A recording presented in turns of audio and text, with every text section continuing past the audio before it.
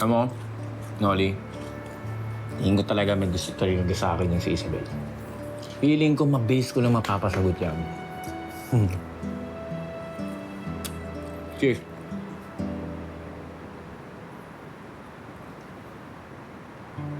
Hoy! Ay, nagiinuman tayo. Ba't wala kainit yan ng problema? Wala na. Kakay kasi. Oh, ano nangyari? LQ agad? Hindi naman. Di ko lang talaga alam kung ano dapat ko maramdaman tuwing magkasama sila ni B-Boy. Lalo na ngayon, may problema si B-Boy tsaka pamilya niya, di ba?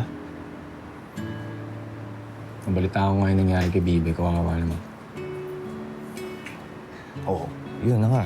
Eh, ang sama ko naman kung pagbabawalan ko sila magsama. Mas lalo na ngayon na kailangan ng karamay ni B-Boy. Pero syempre, hindi ko rin naman maiwasan magselos. Ay, ako. Alam mo, mahirap talaga yan, Brad. Pero alam mo, parte kasi yan ng pagmamahal eh. Lalo na, parte yan ng isang relasyon. Pero ang kailangan mong gawin, tibayan mo yung loob mo, tapos tiwala. Okay?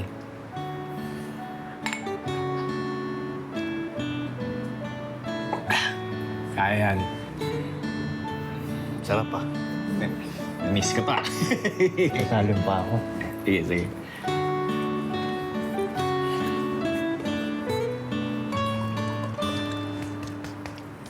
Yan.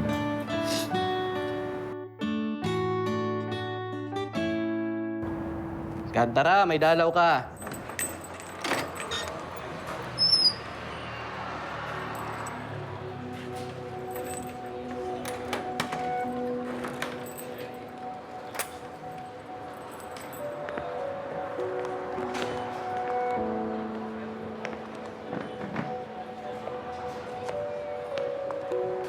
Elsa, William. Brian.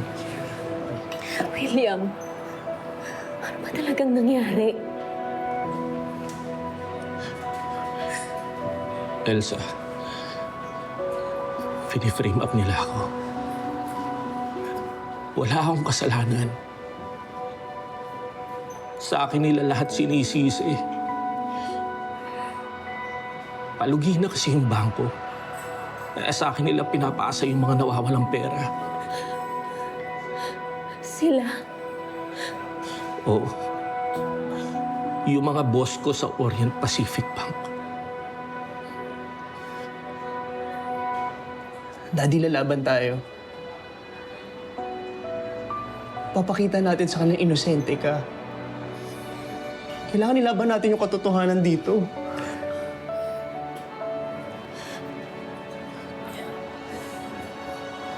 Salamat, anak. Magpakatatag ka para sa amin ang mami mo.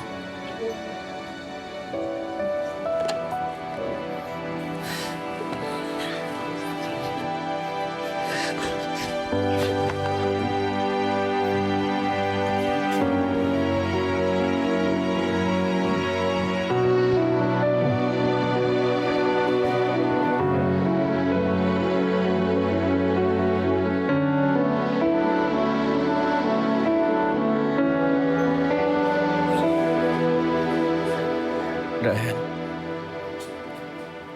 alagaan mo ang mami mo habang wala ako.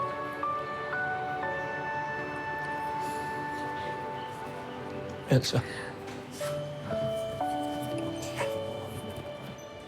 Iingit kayo dito, Daddy, ha? Gusto ko. Laban tayo.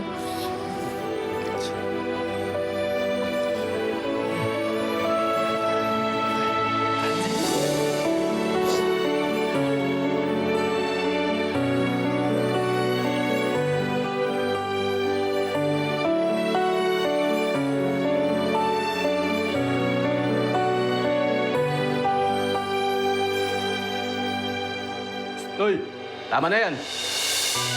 Sandarali ka na. Saglit lang, unting oras na mo. Sandali lang. Di pwede. Alcantarali ka na. Tay, ako na po bahala kay Mama.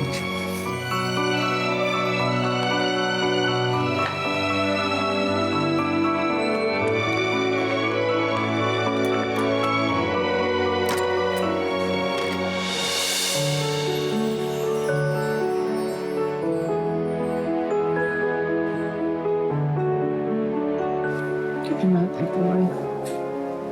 Kaya natin itong amin.